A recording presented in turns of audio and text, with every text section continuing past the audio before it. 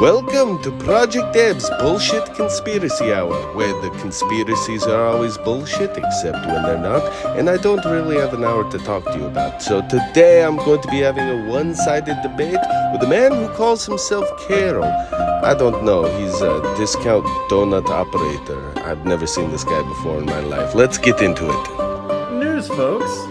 First of all, I'd like to point out it's obvious this isn't even a real person by the way he straight cops donut operator steez. Do I gotta do the voice? Hi, everyone. I love that cat. Turns out, Charlie Kirk had bones of steel.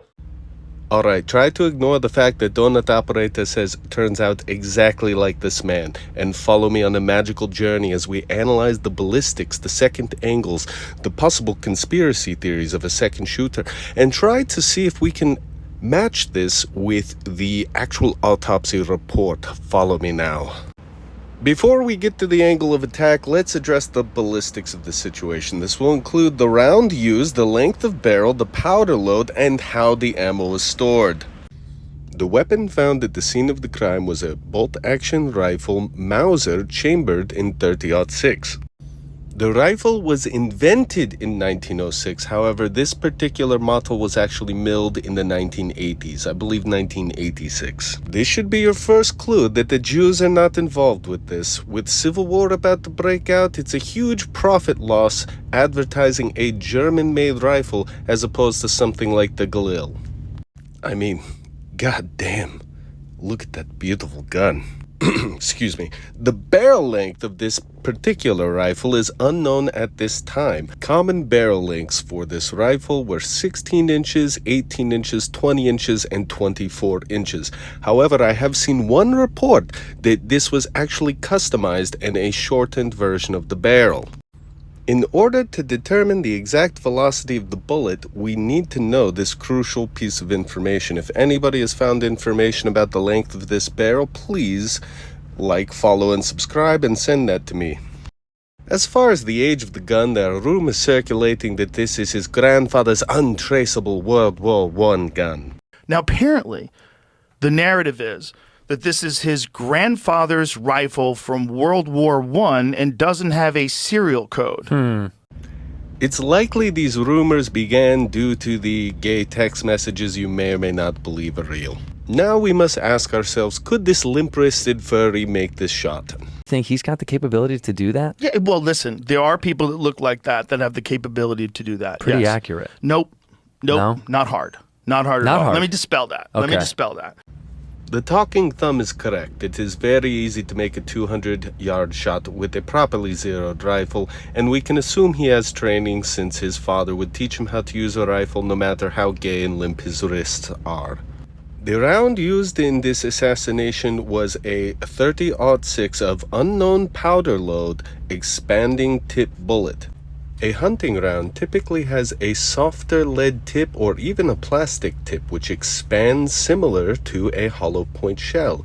What this does is create a larger surface area, making sure that maximum energy is delivered to the target and prevents overpenetration. This also causes a larger wound cavity, creating a more rapid and humane kill. The final unknown factor of the velocity of said bullet lies with how it was stored and how long it was stored for.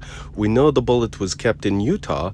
If it was in a garage through high temperature summers and low temperature winters, we can assume this bullet would have lost quite a bit of velocity. Depending on the age, quite a lot of velocity. Add in moisture and corrosion factors and this bullet could be almost useless at the time of firing. Next, we'll be looking at the three most commonly agreed upon possible angles of attack and using Occam's razor to determine which is the most likely angle of attack. We will, however, be skipping the Jewish gun in the camera conspiracy as this is the easiest one to rule out. Why would you put the gun in the center of everyone's attention where the muzzle flash and sound would be easiest to determine its location? Behold, as I discount one conspiracy with another conspiracy, but first, let us all join hands and ignore the man in the hat giving sniper signals and his spooky friend with the itchy arm. The theory here is they want to time the shot for maximum dramatic effect, timing it with the words of the speech. However, the shooter cannot hear the speech. The first angle I'd like to dispel is the idea that he was shot from behind with a small caliber pistol. Now, there's a few factors we've got to take into consideration here. First of all, why would they be signing to maximize the effect of a speech that cannot be heard if the man behind can simply hear the speech? Secondly, I've gone over this again and again, and it appears that his recoiling is actually him jumping from the sound of the shot. The sound of the shot breaking does not actually match up with what would be kick. Thirdly, we can see here when he gets shot, he does not move in the direction of the bullet coming from behind him, but in fact he is pushed backwards from a bullet coming from what appears to be in front of him. Look at this, just like the JFK footage. Back into the left, back into the left, back into the left.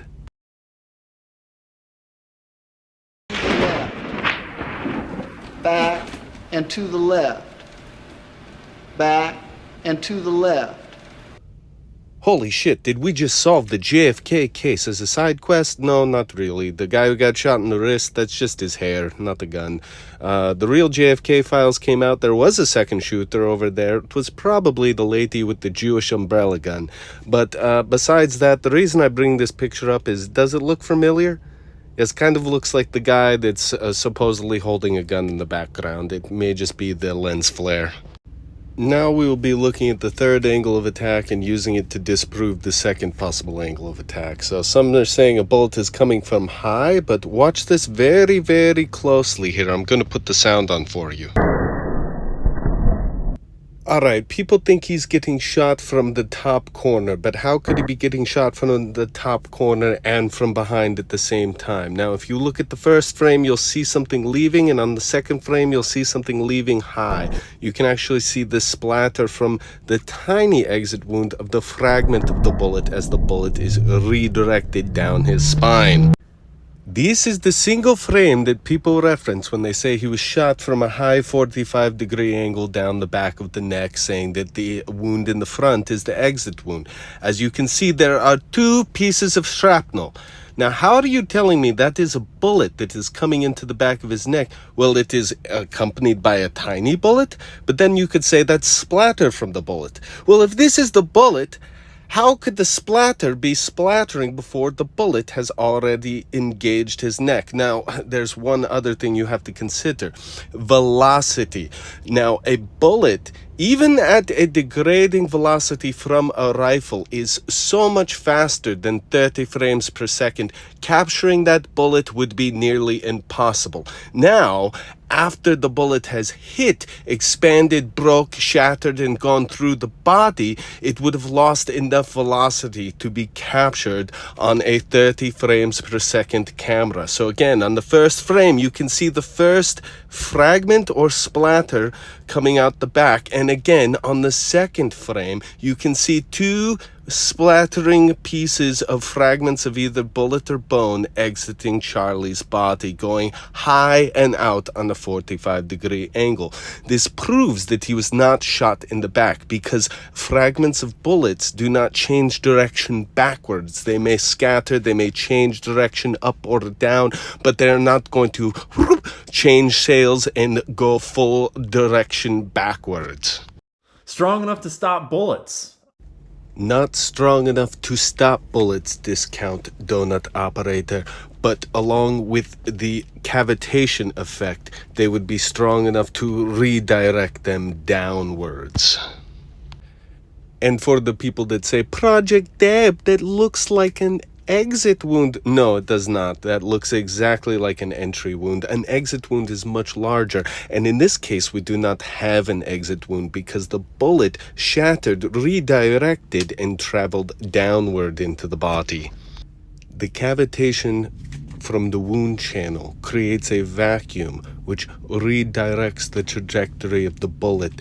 Once impacting bone, it shatters, launching pieces and fragments off at a 45-degree angle out the back, while the majority of the bullet goes downward, hitting spinal after spinal until finally it has reached a stop lower below his heart. This is the unfortunate truth of what happened to our hero that day. We just got our first bit of actual confirmation about findings of the autopsy, and they make the story even more unbelievable.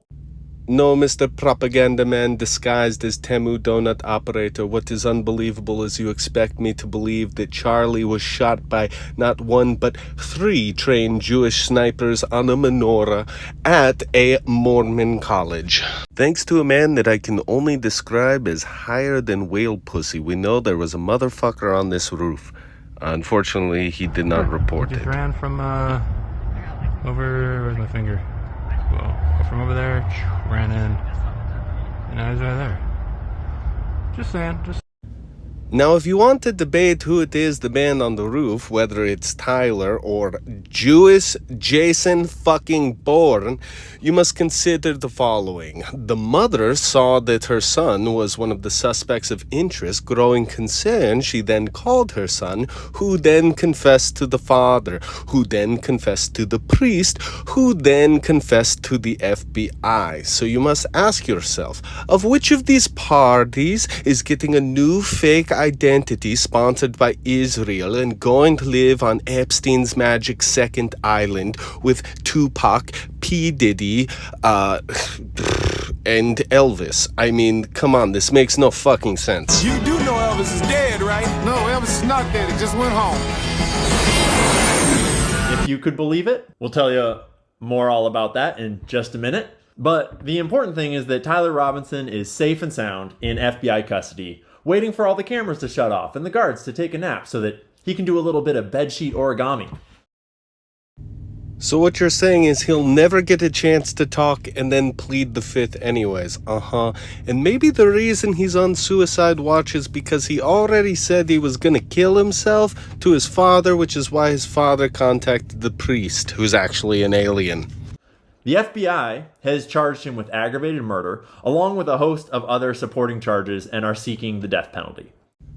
Well, good. He fucking deserves it. He killed the last man willing to bridge the gap between the left and the right and effectively started a goddamn civil war.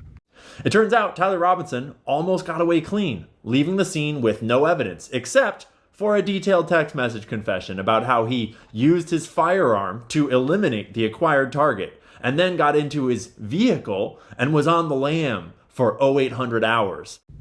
No evidence, not the gun that traces back to him, the spent cartridge, the cartridge with the trans propaganda written on it, not the handprint, palm print, fingerprint, and fucking DNA at the scene of the crime. No. And I know what you're going to say, but Deb, this was written by ChatGPT because the deep state told me that it was. You know what? I think they actually talk like that. My dearest Hannah, this morn finds me racked by the fiery pangs of your absence.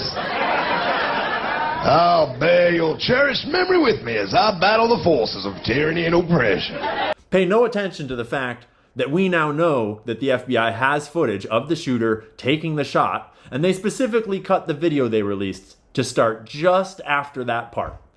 You mean this footage? Well, A, it could be because it's a fucking snuff film of a man shooting a person, or B, because if you zoom in really hard, you can tell the identity of Jewish Jason Bourne as he escapes. Now tell me, being that he is closer here, if you were to zoom in on him here to try and see his identity, do you think you'd have a better chance of seeing his identity up in this area? Or when he's further back in the foreground, taking the shot with his face facing away? Now let's zoom in way close at the closest place we could see him. Nope, still can't fucking tell who he is. Maybe we'd have a better chance of telling who he was with his butthole facing us as he actually shoots a man in the fucking neck. Now, I would cut this boring escape short, but I don't want you to be accusing me of trying to hide secret Jewish Jason Bourne Israel escape scene from you. Obviously, not because he never took the shot, probably never even had the rifle on the roof, but because of redacted. Check this out, though. First of all, you're throwing too many big words at me. Okay, now, because I don't understand them, I'm going to take them as disrespect. Watch your mouth. and help me with the sale. No, obviously, there was another shooter in the front, and there was a decoy in the crowd, and then this guy was a decoy on top of the roof for the other shooter, having a fake getaway for the real getaway, even though they're surrounded by police. No. Use Occam's razor. The more people you involved in conspiracy, the more people you have to bedsheet origami if they talk. So, it just doesn't make any sense. The following is my rendering of this man's interpretation of the shooting. Someone else shot him. Better run, boy. Pay no attention to the old man actively causing a distraction to help the shooter escape. You mean the man who had child porn on his computer and was immediately arrested for that, who was also at the Boston bombings calling in bomb threats? Who does that man have a connection to? Or to the more than 10 strange flying objects that have been located in the cell phone footage. No, seriously, pay no attention to those. Those are just non-local time travelers recording Nexus events to protect their future interests. Never run away from the time police. You will not survive. Or to the new photo that surfaced of Bro stopping by Dairy Queen for a little blizzy while he's the subject of a statewide manhunt. You mean the Dairy Queen that's a 4-minute drive with the timestamp removed with the old Superman promotional material left up from July that the Redditor said that was taken down in August. Now, let's play a thinking game here. This CCTV footage was circulating suspiciously fast. How long does it take to do a subpoena? This was an active investigation while this was already dropped with all kinds of confusing times, saying, oh, he was there 45 minutes later, he was there 45 minutes earlier, he was there during the shooting, he's wearing different clothes, it couldn't be him. I propose a theory. Either a general manager at Dairy Queen is playing a trick on us, or somebody was following your patsy. Because how would you find somebody at Dairy Queen trolling through the hundreds of hours of footage to find one person unless you were able to track their transaction and find them? Granted, if there was a murder, we could easily pin him to the time and get the footage, but you would still have to subpoena it and it would take time. And that makes me wonder why they would remove the time stamp. Trust the FBI to get to the bottom of it, just like they did with the Epstein files. Because just last week, Kash Patel came out and officially told us that Epstein never even trafficked anyone to anyone. Hundreds of victims are all lying to us. The court that convicted Epstein was totally wrong. Ignore all the evidence and forget all about it. That was like 3 months ago. And we've been waiting for the Epstein information for years and years. So, spoilers, it was fucking Saudi Arabia, okay? Let's move on. Midterms are just a year away, and you're supposed to hate your neighbor way more by then. So they're going to need you to stop talking about uniting in our hatred of Israel and get back to the race war that they had scheduled. Unite against a country the size of New Jersey, made from refugees we saved in World War II who were attacked on October 7th. We still don't have the hostages back. Or was it Iran, Saudi Arabia, Pakistan, and the UAE, just like Hassan Piker doesn't want you to believe? Thank you very much.